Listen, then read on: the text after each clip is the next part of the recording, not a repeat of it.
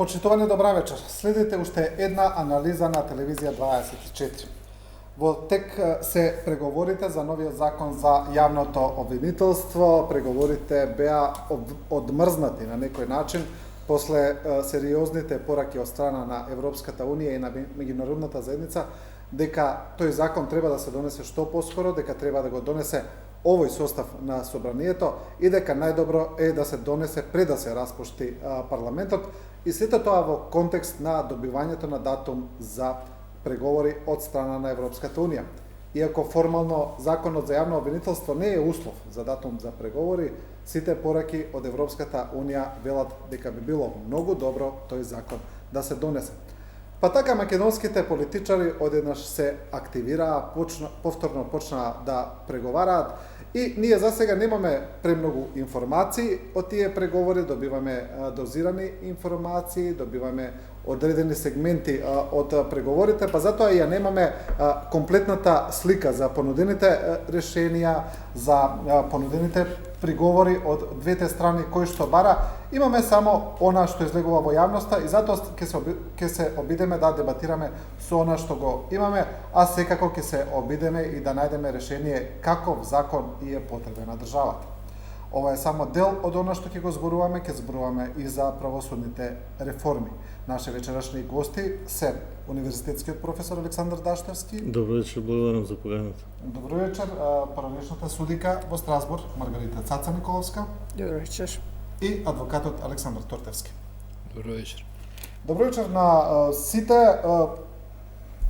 Судике, еве да почнеме со вас во однос на актуелните преговори, како што кажав, не знаеме точно за се што се преговара, но нешто знаеме.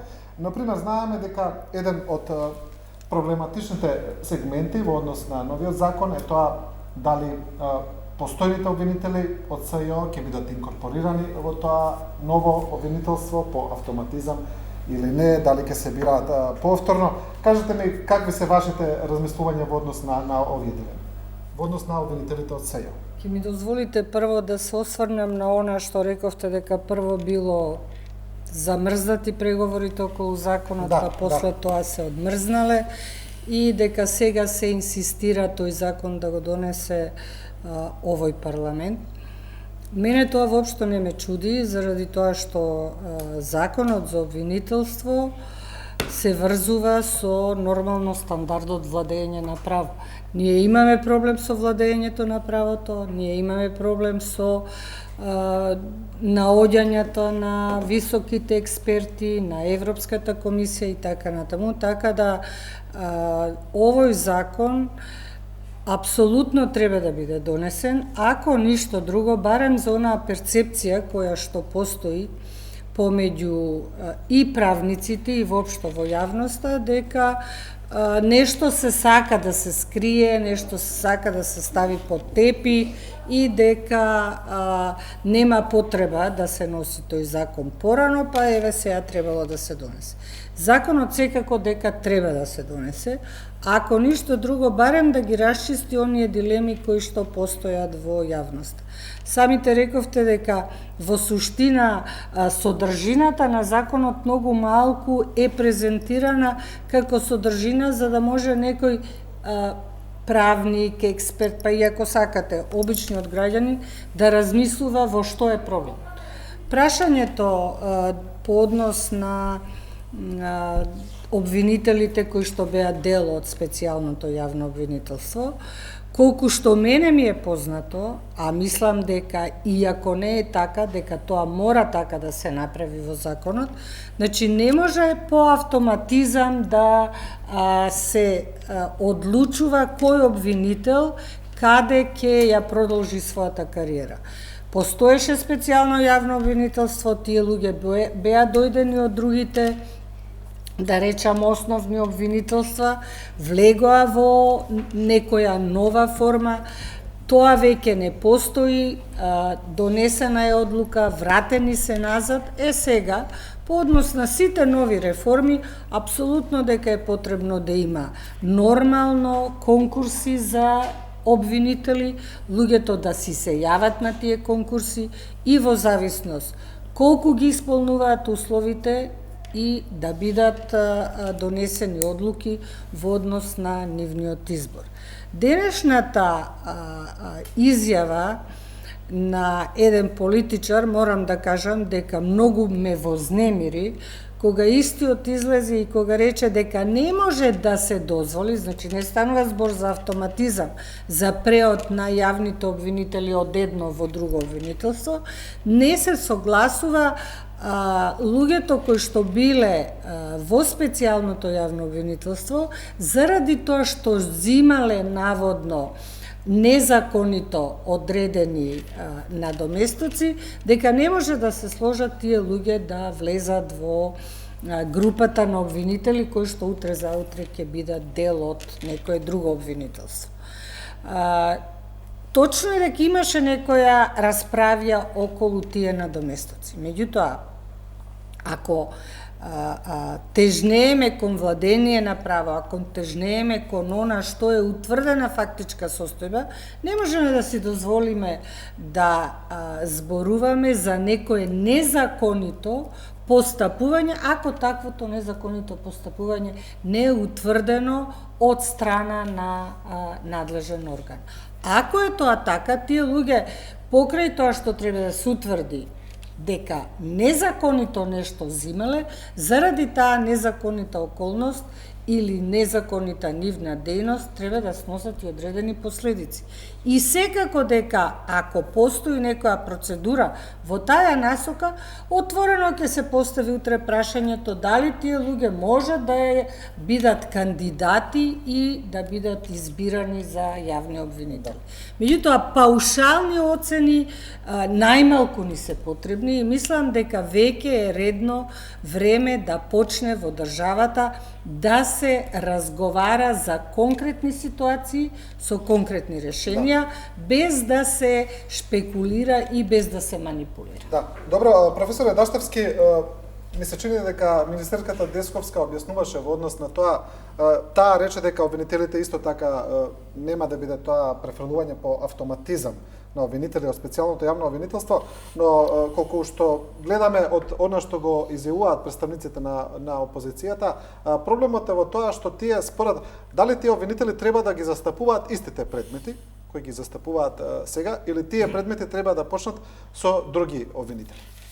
Јас би се согласил во се со судиката, да речеме, за донесување на законот и така натаму, со тоа што би додал дека можеби овој закон не е во групата на приоритетни закони, меѓутоа приоритетните се сите закони од областта на правосудството, значи владење на право, правна држава, што е нели приоритет за отпочнување на преговорите. Главата 23 и 24 се однесува на тоа.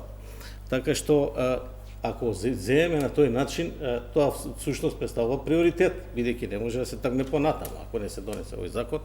И поради тоа, на некој начин, овој еврокомесарот новиот од Унгарија ни каже отворено, сега кој како го толкува тоа, меѓутоа човекот си каже отворено дека би било добро да се донесе, сега не може да ни нареди, бидејќи нели тргнуваат сите во ЕУ дека се работи за суверени држави, меѓутоа вика дека би било добро, што значи дека мора да се донесе тој закон. Да, и амбасадорот Тимоние и други. Значи зашто го викам тоа? Во контекст на тоа дека ако сакаме да се отвори повторно ова тема за добивање датум за преговори, ако не ќе се одложи тоа за октомври, нели ќе добиеме ние препорака, меѓутоа нема да се разговара во март за таа тема.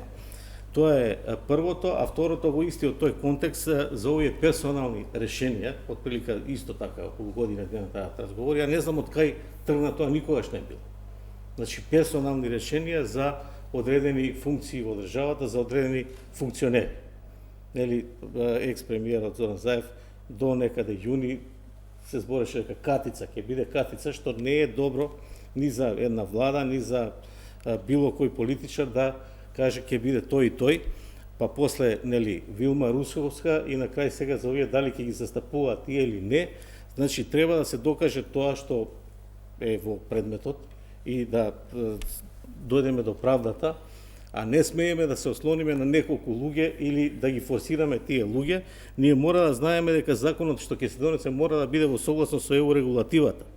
а не само поради добивање на датум или поради некои персонални решенија. Ако нешто не правиме на тој начин, ако не го правиме добро, тогаш тоа нема да биде добро за тие што ќе го донесат закон. Значи, ако се прави тоа за да се заштитат одредени луѓе, сега гледаме овие предмети, рекет 1, 2, 3, па не били изнесени сите докази и така натаму. Јас не викам дека се овие виновни за тоа што се земале таму пари или не, тоа накнадно ќе биде предмет, меѓутоа ако тргнеме од она правило, нели, игнорација юрис non excusat, значи не оправдува непознавање на правото, тогаш ние доаѓаме до ситуација каде што ако за обичните граѓани важи тоа, важи и за функционерите. Зборовите се извинувам само да појасниме за персонални решенија да не се прејуцираат во однос на тоа кој ќе го води обвинителството, дека за не тоа може ние да зависиме од еден човек, од 20 луѓе или од 10 луѓе, тука си има врвни професионалци. Да не забораваме, ние стално ги забораваме оние препораки на Прибе, кој што викаше дека кога сите ние зборевме во државата, дека има проблеми во судството, тој викаше 80% од луѓето што се во правосудството се добри. Значи, се работи за некој процент од 20% луѓе кои можеби, би можеле после тоа да се решаваат, да кажеме, на начин, се споменува тој ветинг, иако тоа може да биде многу опасно, бидејќи нели може да нема доволно кадар, па затоа треба да се биде многу внимателен во тоа, меѓутоа тие 20% навистина имавме прилика да слушнеме од одредени сведоци кои веќе тоа се официјални документи судски, дека се разговарало за големи суми, дека судиите барале па сакале да се пензионираат после тоа, бидејќи тоа биле големи суми и така натаму. Значи треба да се разгледаат. Да, добро, ветингот е веќе во смисла на правосудните реформи, ќе зборуваме за тоа. Тортевски достанеме уште на законот за јавното обвинителство. Како што кажав, од она што го гледаме, ово што го кажувам за тоа во однос дали обвинителите од СЈО треба да продолжат да работат на истите предмети и во новото обвинителство за организиран криминал или не. Што мислите вие за тоа? Па јас мислам дека тоа е една од главните дилеми меѓу партиите. Да. Јас мислам дека би требало да продолжат да ги водат предметите, бидејќи добро се запознаени со тие предмети, долго време работеле на тие предмети. Меѓутоа, нашиот проблем е што сме во еден затворен круг. Прво, значи имаме еден сериозен фактор, една голема групација која што нив ги доживува како непријатели, а таа групација треба да одлучува за нивната судбина. Треба работите да ги нарекуваме со вистинските зборови за да можеме да излеземе од лавиринтот. И ако сакате вие да преговарате за некоја работа, која што објективно е тешка, треба да се потрудите да најдете преговарач кој што ќе сака да успее процесот, а не да не успее. Сега, ако ВМРО ДПМН го става како преговарач и главен фактор кој што веројатно одлучува Антонио Милошовски, кој што имплицитно зборува дека и употребува еден навредлив збор, не смеат да се вдомат. Значи, тоа е многу навредливо. Тие луѓе во одреден период ја ставија главата во торба. Сега да не забораваме, и еве, јас нешто што можеби никој не го кажал до сега. Значи, СЈО најде тетрадка од висок функционер на МВР, на ДБК, каде што беше запишано секое движење, кој во колку саат влегол, кој излегол, кај отишлел еден обвинител, кај ручал, со кого се сретнал, кој од советниците во колку часот влегол, сите, значи, што на било кој начин влегле во СЈО, беа следени во секунда. Да не забораваме, тоа беше моменти, тоа беше во време кога ВМРО ДПМН се уште ја имаше цврсто власта во своји раце. И тие луѓе работеа под еден страшен притисок. И сега некој зборува, проблем е да се вдомат.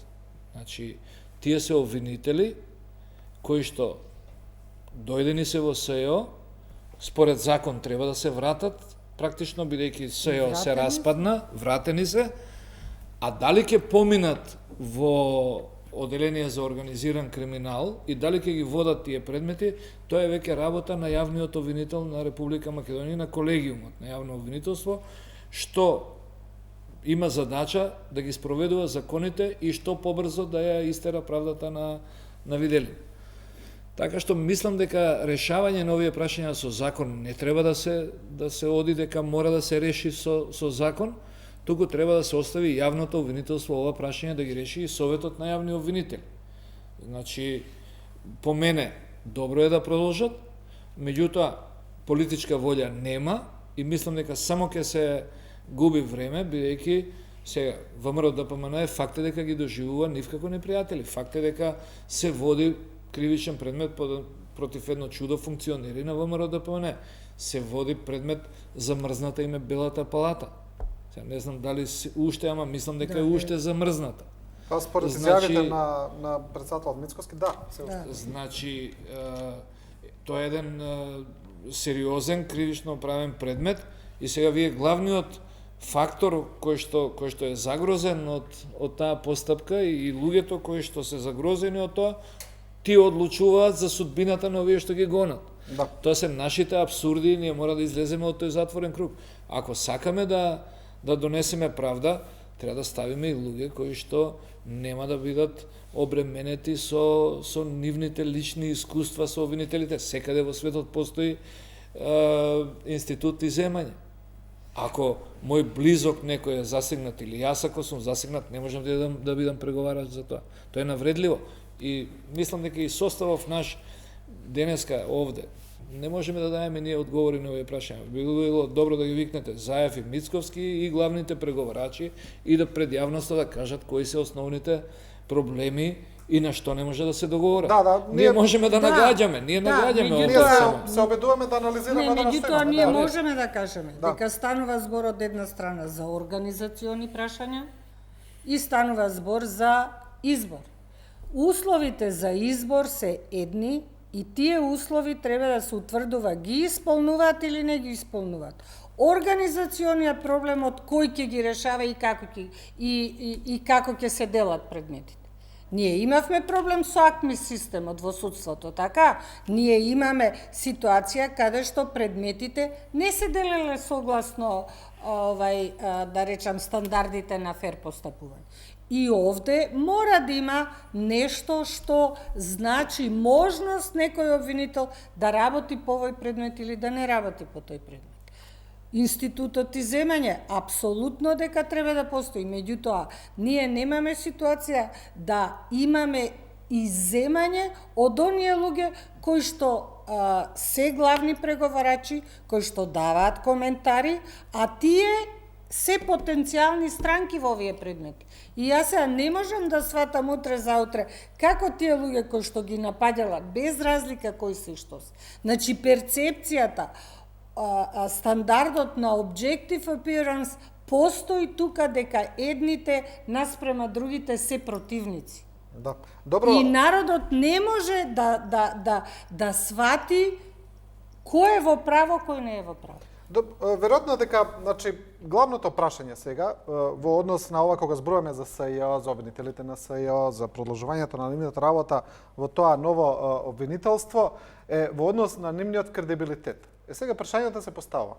Дали кредибилитетот на СЈО кој го наруши главната обвинителка Катица Јанева, тоа е факт, и го сроза, значи констатиравме дека тоа обвинителство е уништено поради тоа. Дали тој кредибилитет е уништен и на другите обвинители кои биле под Катица Јанева, кои се перципираат како дел од нејзин тим, кои биле бирани од неа, но и кои биле формално вмешани во дел од тие постапки, да речеме, во случајот Империја и други обвинители сега Како биле? биле инволвирани во Постапувале, да. Ама едно е постапување, друго е вмешување. Да, се погрешно се изразив, да. Значи биле инволвирани во постапката и сега, нели, тие се тие дилеми кои се отворија во јавност. Еве сега одма ќе ви поставам вас едно контрапрашање. Ние имаме председателот на Врховен суд е разрушен. Кредибилитетот преку неговото разрешување е лош. Дали тоа значи дека сите врховни суди се лоши суди? Апропо ова што велите дека Катица го сроза, точно е, направи нешто кое што никој во државата не очекуваше. Сите бевме шокирани од тоа што се зборува дека го направила. Дајте да видиме во крајна линија да заврши постапката, да стане правосилна, да ја почитуваме презумцијата на невиност. Меѓутоа, сепак имаме некое мислење за Катица. Меѓутоа, тоа не значи, додека не се утврди и за сите други обвинители, дека они се идентични како и однесувањето на Катица. Ако дозволите, Да. ако дозволите, јас се движам во секакви кругови, таква ми е професијата и одговорно пред јавноста цела зборувам дека за ниту еден друг јавен обвинител не се има слушнато дека некој го частел едно пиење. Значи, не се има слушнато. Значи, Тоа е многу голем показател. Да, значи, сега, дискредитацијата во однос на бонусите што ги примале, додатоците, вие, да ве прашам, ако на први вашиот собственик во покрај платата ви додели бонус од 500 евра или од 700 евра, ќе се побуните, ќе го вратите или ќе го сметате тоа за заслужено?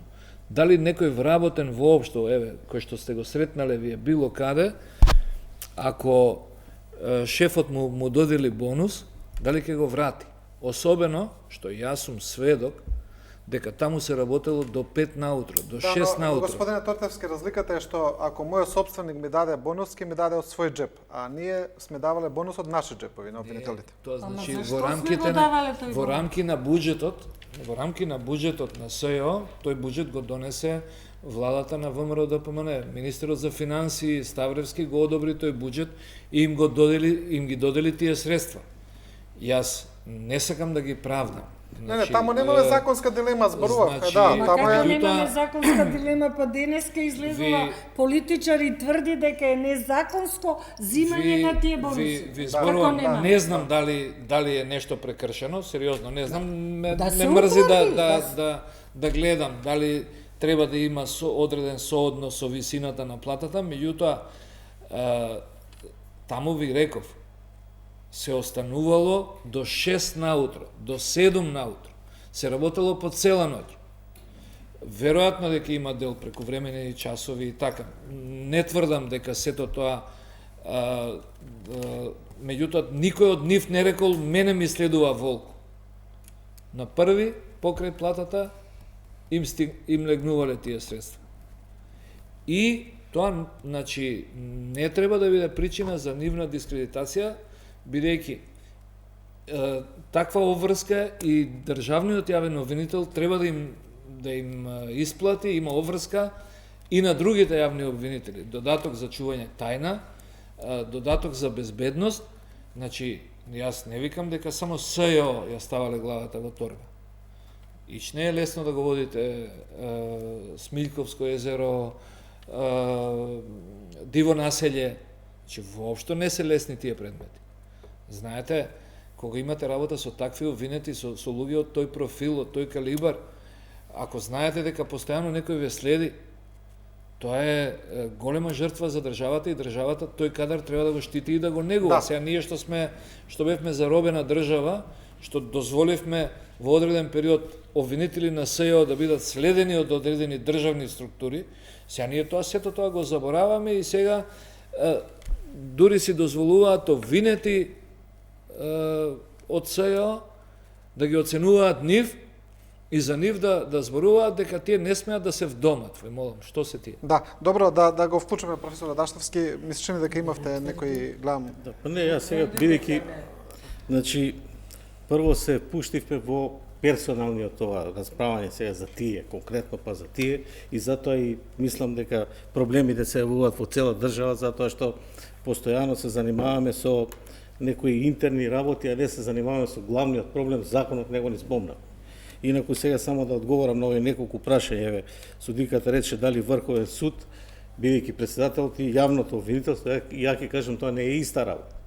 Во јавното обвинителство, да, баш за тоа зборувам. Значи, таму се работи за субординација и хиерархија.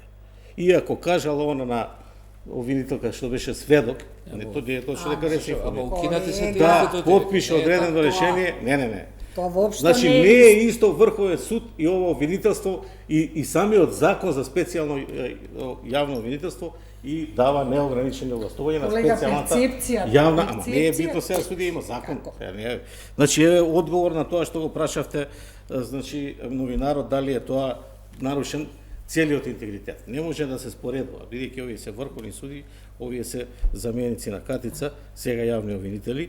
Така што јас лично, ако ме прашувате мене, јас сметам дека не се добри тие обвинители. Не се добри. Ја од старт го имав тоа мислење. И затоа ни еден предмет не е завршен, освен за Мерцедесот, сите други не се завршени, бидејќи да имаше квалитетни докази, квалитетни јавни обвинители, ќе успеа нешто да тоа е моje мислење и од сам старт го застапам ако збориме за нив. Што се однесува до бонусите, точно се знае колку се тие и какви се законите, за тоа се грижи сметководството. Во секоја државна организација има сметководство и тие знаат дали смее или не смее.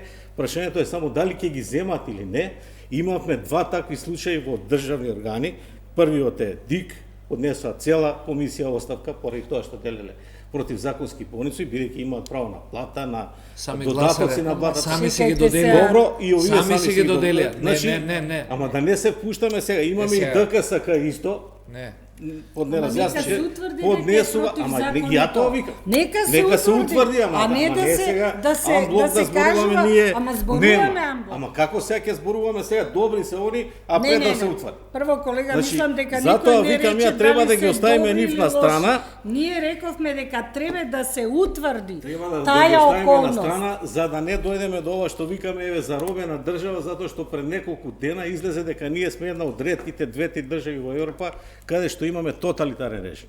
Значи да не продолжи тој континуитет, ние не сме се одробили уште, затоа што овие 3 години А каде не излезе се тоа, направија Сесило? некои како? Каде излезе тоа дека Па сме? излезе во тие што рангираат невладини организации, нели излезе дека Србија, Црна Гора, Унгарија и Македонија во Европа само, другите се сите од Африка, каде што постојат тоталитарни режими. Значи Не, тоа барем кога кажувате, Значи, кажете сакам дека да кажам- Македонија била хибридна држава. сега тоа, а барем денеска, пред неколку да, дена, па барем тоталитарна. Не ги ставајте се не ги ставам. со Тоа си другите излезе држави. за тоталитарна од друга анкета.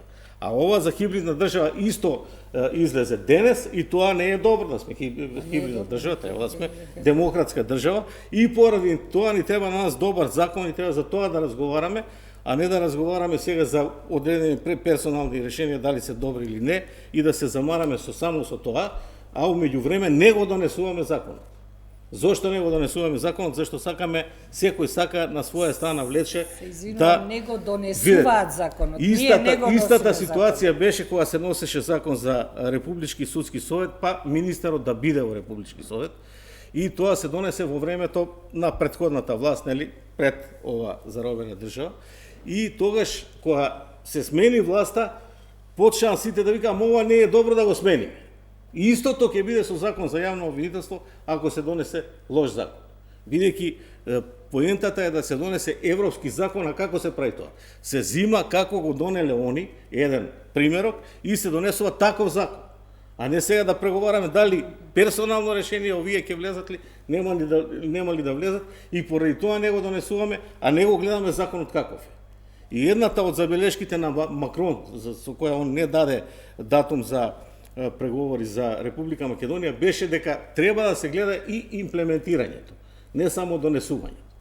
И сега ние додека се расправаме тоа, дали ќе влезат овие или оние персонални решенија, за кои сите се сложивме дека не е добро да се разговара, ние не разговараме за законот, односно каков е законот, дали тој е демократски, дали кој ќе го предложи јавниот обвинител, зошто не се согласува и конечно, ако не се донесе, товарот за тоа секогаш паѓа на власта, затоа што власта е таа која е одговорна додека е на власт. А опозицијата после кога ако дојде ќе видиме. Меѓутоа секогаш власта треба да попушти како што беше и за Пршинскиот рамковен договор и за други закони претходно што се донесувале, за да имаме успешно решение, за да можеме да одиме напред, нели сите сме за добивање датум за преговори и отпочнување на преговорите. Добро, Ако професоре, сакаме да ги отпочнеме, мораме да донесеме. Власта, се извинувам, овде не ве разбрав. Рековте власта во да преговорите, попушти. не ли спомнате дека се Не, преговара сега? вие рековте Не, да власта попушти, за да да- попушти. Ама не- претходно не- реков дека значи треба да се донесе законот. За да се донесе мора да попушти да се донесе. Што? Што? Каков и да е Да се закон запрат одредени обвинителство. постапки, да се Што да направи се некоја амнестија, Па, да се еве, ослободат Еве, од денес слушаме имаме сите што одлука на преговараат. Уставен Значи, суд. преговараат дали да влезат овие или да не влезат. Нели се сложивме дека Уставен не треба суд да се денеска преговара носи за одлука дека персонални нема да покрене постапка за персонални решенија. Ја мислам Да, се да, разбираме добро, така. значи- да попушти да не се разговара за персонални, рековте и самите дека ќе си поднесат документи, да. услови се бараат, значи да не е осудуван, да има диплома, да има магистарски така, све што се вие бара, мислите да ги дека во исполнат. законот стои персонални Не стои, решенија? туку они кога се договараат, викаат, ама овие сакаме да ги ставиме таму поради тоа и тоа. Сега не можете да ги стават. Значи, претходно тоа се политички договори. И затоа треба да се гледаат главите на законот за јавно обвинителство, дали се во согласност со европските законодавства или не се, а не персонални решенија и уцени, ако го ставите овој, тогаш ќе Професоре, го донесе ајде малку вака поконкретно. Од она што го знаеме, мене ми се чини, вие поправите ме доколку грешам, еден од главните спорови во овие преговори е дали сегашните постапки на СЈО да продолжат од кај што се или да почнат од почеток, што би се случило доколку се исполнат барањата на опозицијата. Од прилика колку што може ја да разберам од сите изјави, тоа е еден од главните проблеми. Сега вие велите треба власта да попушти. Еве колку Тоа што не може- имам некоја информација само Не да се, не кажам. може да се врзува тоа. Тоа се Само да различни кажам, да, една од опциите, вака една од понудите е да се направи ревизија на сите предмети што се работени од СЈО и да се поништат тие во кои се утврдени злоупотреби. Но предметите да продолжат. Еве, тоа е една од Кој понудите. ќе прави Кој ревизија? може Кој да ќе прави прави таква? таква Не знам, ревизија? така, Кој може да се конкретни тоа- Ама работи. тоа е проблемот. Ова Ќе е се дел од- соберат пет обвинети Ова е дел од од преговорите сега. Пет Кој обвинети од ревизија? тоа. Па ако обвинителот не постапил така како што треба, има институт жалба, па ќе се жали на повисок суд, каде што повисокиот обвинител исто има можност да реагира. Ете е ревизијата. Тамо ќе се утврди има проблем, нема проблем. Знаете, тоа Ние квази сега институции ќе правиме. Не може тоа да се решава конкретно, бидејќи тоа зависи, тука е Тортевски, значи тоа зависи од случај до случај. Некаде се сложуваат адвокатите да да почне од почеток со читање на доказите, некаде повторно сакаат да ги изведуваат, значи тоа треба да се причека, да се види, да се донесе прво закон, да профункционира. Нема И- за друго зборуваме, Не, зборуваме знам, за сакам да кажам- ревизија на Не. досегашните постапки. Тоа- Кои што постапки не се завршени колку што ве сада. Ова колку Тоа се според работи некои кои не информации може- се дел од преговорите сега. Не знам дали тоа ќе биде така решено. Не знам, јас мислам дека само комплетен Таков закон- лаик може да постави Такво барање. такво барање. Значи не постои процедурална можност сега да се реши во политички договор дали одредени кривични постапки треба во оваа фаза, во некоја било која фаза да се утврди дали има прекршување на законот. Прво основно прашање се поставува кој е тој стручњак што ќе го предадат. Значи ќе направат меѓу партиска комисија Значи, во која што кој ќе делегираат, одлучува? па нема кој да Па одлучува суд за тоа. одлучува за Не може- проблемите. Само судот е тој Не што може може да никој друг да одлучува одлучи. и во крајна линија можеби Страсбург ќе одлучува на Ма крај тоа е секако. веќе- Меѓутоа, тоа е веќе друго не прашање. постои орган кој што може тоа да го преиспита и да утврди објективно. Ревизија сега Тоа е на глупост. сите постапки до сега што се Ако- правени, дали има проблем или нема проблем. Ако воопшто некој Тераја се постапката, па судот нека одлучи. ако воопшто некој се сложил да преговара за ваква работа, тој нема појма од право. И од Тоа владение е и на од право. владение на право. Тој треба да се ја собере таштата и да си оди. Прво треба да се донесе добар закон, а после да се најдат добри персонални решенија кои, како што реков, постојат и во конкретно сега во нашето правосудство, и во обвинителство и во судството, и постојат како експерти, веќе млади луѓе се школувани во странство и така натаму, и би било добро мало освежување со квалитетни кадри, меѓутоа да се ослободиме од тие притисоци до сега што се правеа партиски и да се оди на професионализам и на вистина независно судство и обвинителство, бидејќи до сега не е така, гледаме имаме и нов закон за Републички судски совет, повторно има политички притисоци. Значи ние слушнавме како премиерот сам си кажа дека се договарал со градоначалникот на на Сарај за промена на да се изврши влијание, да се смени председателот на судот. Тоа не смее да се случи бидејќи се работи за трета власт, судска власт, каде што треба да се одлучуваат органите кои се поставени за таа работа.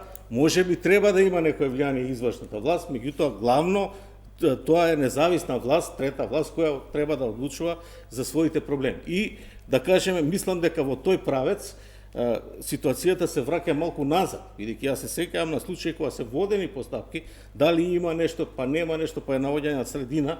Со еден од председателите сум бил близок со Десковски, го знае Тортевски, бидејќи долго време адвокат бил. Значи, кога беше председател на РСС, у иста зграда работевме и тој ми кажуваше кога сакале, не биле сигурни дали е нешто направено, па сакале да се реши случајот, а да не продолжи тој судија на исто работа, вршеле влијание да се премести во друга материја, само за да биде добро судството. Значи, треба да се следи и тие што се занимаваат со тоа, на вистина да се занимаваат со тоа, да не подлежат на притисоци и да не подлежат на непрофесионализам. Нешто сега. Нема Сега менување сакам од... да ви кажам. Па еве го, колегата, председателот на Основен суд, Јас сега не ви кажам, разрешен него ви токму кажам заради дека тоа. постојат начини да на вистина тие луѓе се занимаваат со својата работа за која се избрани и Добро, за која треба да ја ајде вршат. уште малку за ова, значи еден од предлозите исто така е јавниот обвинител да го бира опозицијата, да биде предложен, тоест од опозицијата, тоа е еден дел од преговорите, судејќи со оглед на тоа дека мешањето на политиката е главен проблем кај нас во правосудството, дали еве таков еден предлог би донел некаква избалансираност, да речеме, по тоа во постапките, дали тоа е добро решение? Апсолутно не би донел никаква избалансираност заради тоа што ние во државата такви стандарди за мерење и такви баланси не правиме, нити имаме основи некако да ги направиме. Овдека се исклучиво политички интереси и без разлика која политичка партија,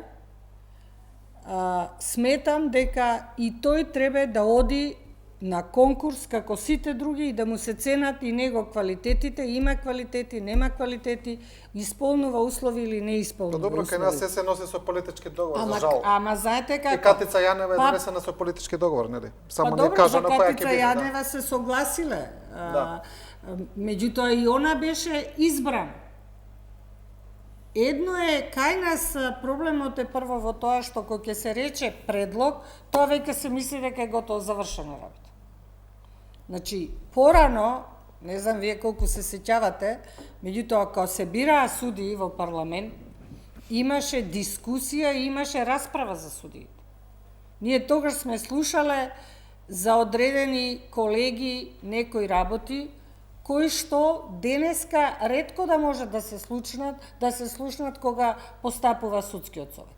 Меѓутоа, тоа не е битно. Битно е сега да се најде решение на оној кој што ќе биде прв човек на оваа институција. По мене, најдобро е решението да има во законот услови, тие услови и тие критериуми да бидат следени при избор на тој човек.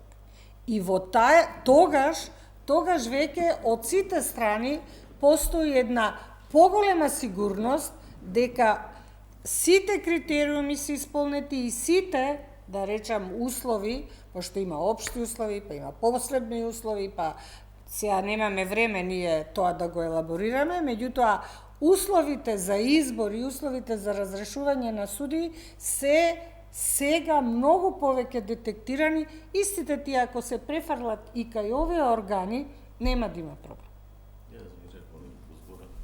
Значи овде, ако се сеќавате добро, мислам дека сите се сеќават, повеќе пати тоа било барано од сегашната власт, односно од досегашниот премиер, поранешниот премиер Зоран Заев, да се стави, било барано од опозицијата да се стави јавен обвинител по предлог на опозицијата. Тоа беше... И така таа идеја дојде. Значи, сакам да се произнесам.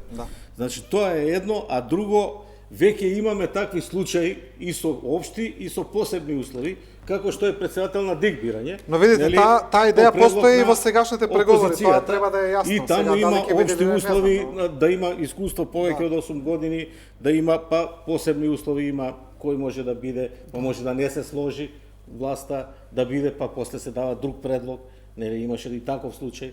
Така што се наоѓа решение, ако се сака да се најде решение, меѓутоа очигледно дека има некоја друга позадина која сега за сега не ја знаеме и претпоставувам дека во понатамошниот период ќе излезе на површина. Добро. Можеби тој предлог, значи опозицијата да го предлага, а власта да го бира, да се некаде можеби ќе доведе до тоа да се сретнат. Тоа е балансот кој што сака да се постигне. Можеби, значи, да не, ако решението е опозицијата да го предлага, таа ќе се труди да предложи кандидат кој што релативно ќе биде прифатлив и за власта, затоа што ако е апсолутно неприфатлив, власта нема да го прифати, значи можеби е тоа решение кое што некако спротиставени две сили кога тегнат на едниот на една на другата страна, меѓутоа кајчето сепак се движи во исправна насока. Сега има пример со министерот за внатрешни работи. Видете, значи ако продолжат овие решенија како што се до сега, апсолутно власта ќе се избира свој обвинител. Свој обвинител, ниедна владеачка гарнитура во Македонија не е во состојба да се надмине себе си и да избере човек над кој што нема да има контрол. Токму тоа е цело време во тоа. Значи тука немаме дилема. Значи јавниот затоа не сме спремни ние уште за така. Јавниот обвинител е веројатно најсилниот функционер со најголеми овластувања во државата, дури посилни од премиерот. И од МВР. И сега сакате, ако добро се постави таму, ако, значи, сега ние бараме во едно длабоко политизирано општество, владеачката гарнитура да се откаже од таа своја алатка, со која што може да прави што сака, и да стави некој кој што ќе го демне постојано, ќе го контролира, а па ако го постави опозицијата, јас се сомневам дека тој исто ќе биде објективен. Ама видите, тоа ќе биде партиски човек. Значи работи, треба баланс да се најде и ова можеби е добро. Едните да го предлагаат да најдат некакво решение. Од друга страна, самиот јавен обвинител не може ништо да направи ако сите други ги бира. Власта тогаш доаѓа како се едно, бидејќи иста е ситуација, слична ситуација имаме, само ова е уште поостра ситуација во јавното обвинителство, бидејќи има многу јавни обвинители во ДИК. Значи може да го надгласаат другите членови председател и да одлучат не како што мисли он, туку како што така и другите јавни обвинители може да работат независно, самостојно. Јавниот обвинител интервенира само доколку се укаже потреба. Он не може на секој предмет да се меша. И ние немаме проблем ние со сите предмети, туку само со политички. И затоа викаме 80% се добри, 20% не се. Главно е тоа во тие ситуации каде што се мешаат од страна. Да. Добро, ајде, мислам дека отприлика за обвинителството немаме повеќе елементи за да продолжиме. Тоа се главните пораки. Судике, спомнавте и Врховниот суд пред неколку дена излезе информацијата дека таму 2 години се криеле предмети.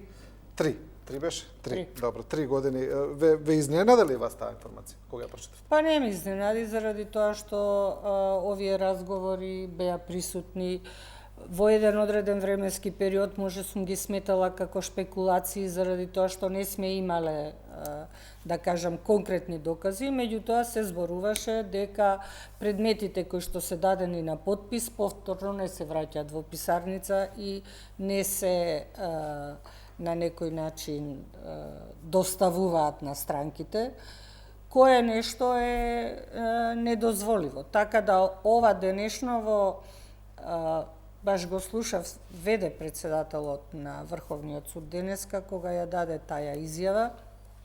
Ја мислам дека ни они не беа изненадени заради тоа што се тоа предмети по кои што дел од нив работел. И сега апсолутно мора да се заврши ова прашање на начин да се инволвираат институциите и да се одлучи што со тие луѓе кои што така се однесуваат. Заради тоа што ако тоа е точно и ако не се најде разрешница во смисла на одговорност, ние ништо не сме направили. Ние сакаме сега застарените предмети на некој начин да ја свртиме топката и према одговорноста кај судиите, тамо кај што има апсолутно дека е потребно и тоа да се утврдува, а ова ако се избегне, тоа би било катастрофа за владење на правото, за независно, за непристрасно судство од сите аспекти. Она што сега малце ми е страв да не почне префрлање на топката Врховен суд, судски совет, па ние сме надлежни, па не сме надлежни, па кога ќе се вклучи обвинителот и така натаму. Во секој случај ова прашање мора да се расчисти и да се утврди точно фактичката состојба, која била и што била. 3 години предмет во ФИОКа не може да постои. Јас ќе ви посочам еден предмет по кој што се постапуваше во Страсбург, каде што јавниот обвинител го чувал заменик, јавен обвинител го чувал предметот во ФИОКа и покрај голем број на ургенции од страна на оштетеното лице, одговорите постојано биле во насока МВР постапува, се прибираат докази и така натаму, предметот не излезе на виделина. Кога почнаа да се расправат фактите околу овој предмет кој што беше во Страсбург, тогаш се отиде и се виде каде е предметот кај кој обвинител, се најде предметот во ФИОКа и тој обвинител го разрешија. Така да Македонија знае како да постапува преку своите институции со применување на право. Прашање е колку тоа сега ќе се случи и колку тоа се случува. Сите овие обструкции од лево, од десно, од напред, од назад, само се проблематизира констатацијата во делот на владење на право. Една секунда. Работевте вие во окружен на времето? Да. Стручен бевте таму? Да. И јас бев истовремено. Значи, не сакам да... Не, значи, тоа е решението, треба да се вратиме на одредени решенија каде што многу фактори ќе си ја бркаат работата. Значи, покојни Далип ќе ни ги дадеше предметите на први, ние на први требаше да ги вратиме. Ако не ги вратиме предметите, веднаш стигаше извештај кај председателот и ќе не рибаше. Зошто? Бевме задолжувани со 20 предмети, треба да ги изреферираме, да ги напишеме и да ги испратиме. Ние ги контролиравме на некој начин судиите со тоа што председателот ни даваше таква можност да ги контролираме. Судиите имаа норма 40, ние имавме 20. Меѓутоа, го добивате денеска, во рок од еден месец моравте да го извадите предметот. Сега, колешката зборува за председателот. Меѓутоа, зошто шефот на писарница не реагирал кога предмет му фали, му недостасува таму? Зошто другите членови на советот кои што одлучувале, ставиле подпис на нови предмети? Обвинителскиот? Не, за обвинителскиот. За ово ја ви кажам, тоа е страсбуршки предмет. Знам за тоа. Меѓутоа, зборувате за Врховниот, да. Да, еден мој со партија сега, многу умен човек, вели да го ставиме најкорумпираниот македонски функционер во Шведска или во Финска, нема да успее да украде ни еден денар, заради тоа што на првото пунење бензин во приватна кола, книговодителот ќе му поднесе кривична пријава. Таму Мерко нема да може да му даде налог на книговодителот, уплати ми аудит, тој ќе му рече не може, блокирана ни е сметката, не смееме да плаќаме. Ревизорот веднаш ќе дојде. Нас стотици институции не ни функционираат, сите затајуваат. Не е работата дека поединец некој ја земал целата одговорност и нешто направил. Не влегол во преку стакло и да скрши. Колега, да се разбереме, писарницата во Клиентелизмот- Врховниот суд не можела да реагира за овие предмети. Заради тоа што лично имам сознанија дека дури не смеело ни да се зборува за предмети. Како може да не така, како може, се може. И тоа е оној страв што постои кај суди, не, тоа се тоа е вика- оној страв тоа се- кој што нема дискусија, нема дебата. Колешке, тоа се вика клиентелизам. Еве, сами викате дека постои страв кај суди. Ако судија се плаши од председателот и ако му толерира незаконско однесување, тој му е соучесник. И да, тој треба се да се слагам, оди заедно со се него. слагам. Ако тој реферирал предмет пред 3 години, а предметот не е вратен да излезе и не реагирал заради тоа што му е страв да се конфронтира со председателот, тоа што е соучесник и тој треба да се оди. Или пак во обратна ситуација председателот му дозволил на него да крие некој предмет. Нема друго. Значи, Да не- затоа ми е да не идејата дека овие проблеми, овој проблем со предметите треба целосно да се расчисти. Да. Не да биде само ставење во фјока. Ова што го зборува колегата, тоа е тоа. Длабоко треба да се навлезе. Ние имаме случаи, знаеме дека предмети се пререферирале, зашто се пререферирале, како се... Сето тоа се работи кои што биле детектирани. Меѓутоа, колку тоа нашло разрешница, не знам. Сега имаме можност да се разрешат овие ситуации. Да. Сакавте... Значи, сакам да кажам дека апсолутно се согласувам тука, нема дилема дека не смее да се држат во фиока. Меѓутоа сакам да кажам дека тоа прашање ниту е прв пат, ниту е само во Врховен суд. Постојано се случуваат такви работи во други судови и тоа исто се решава со реформи, ЕУ реформи. Значи ние сега тоа е проблемот зашто една година не може еден закон да се донесе. А камоли ажурирањето. Јас сум имал шанса да работам во некои тела во ЕУ.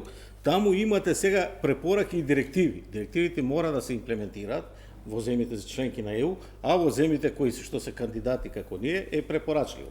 И тие се ажурираат на секои 2 години, бидејќи носат они нон-стоп за да бидат во чекор со демократијата, со новите работи кои се имплементираат во нивното законодавство. И сега ние застанавме тука. Ние не само ова што се чува тие предмети, имаше едно начелно мислење на апелационен суд дека треба да се реши најкасно за 6 месеци предмет, ако не се лажам. И у почетокот се постапуваше. Тој што јас сум имал случај, например, поднесувам барање и председателот реагира, се решава случајот, меѓутоа сега веќе не се почитува тоа, многу колеги ми се жалат, викаат година, 2 не ми се решава по жалба. Значи, тука нешто не функционира, а тоа е владење на право и правна држава и како ќе одиме ние напред ако ние сега се расправаме за еден закон, а треба перманентно ние покрај тоа што ќе биде европски законот и да го усогласуваме со регулативата постојано. Да. И тоа беа и забелешките од овие земји кои што не се слагаат. Имаме сега не се два нови спроведуваат закони. законите. Закон за не се судски совет и законот за судови. Во колку тие закони се применуваат, вие не знам колку знаете, немаме време да ги видите сега новините во тој закон. Не велам дека се апсолутно доволни. Секој закон може да се недополнува, меѓутоа сега едноставно нема можност ниеден кој што работи во некоја институција да каже не е моја надлежност. Почнувајќи од судскиот совет, завршувајќи со судиите кои што постапувале, во исто време и обвинителите кои што постапувале. Толку има многу механизми, толку има многу критериуми кои што доволно е сега само да се применува закон. И затоа велам, овој случај не е случај врзан за директиви. Значи, ова е нешто кое што никој пат не смеело да се случи. Затоа ви го спомнав случајот со обвинителот. Тоа е случај кој што бил некаде во 90-та година. Па јас ви кажам сега 89-90 добивам ја на пример на суд и пуштам предлог за извршување. Граѓанска постапка. Извршителот му се јавува на телефон на тој што изгубил да дојде да си плати со камата, овој утре дента добива и доаѓа и си плати, бидејќи вредности на системи мултимал. Сега нема и затоа ни требаат овие check and balance состојби, за да можеме да работиме како што треба, бидејќи тогаш ако човек изгубил свесен е дека треба, меѓутоа некако мора да ги вратиме тие вредности на системот, а ќе ги вратиме само со луѓе кои се честни, неизвалкани, кои ги почитуваат прописите и кои ќе се придржуваат до овие одреди судиката што ги спомнат. Добро. Бидејќи сега вие имате начинен став да се одлучи по жалба, ама не се одлучува. Да, мораме да направиме кратка пауза за реклами и ќе се вратиме брзо во студиото, останете со нас.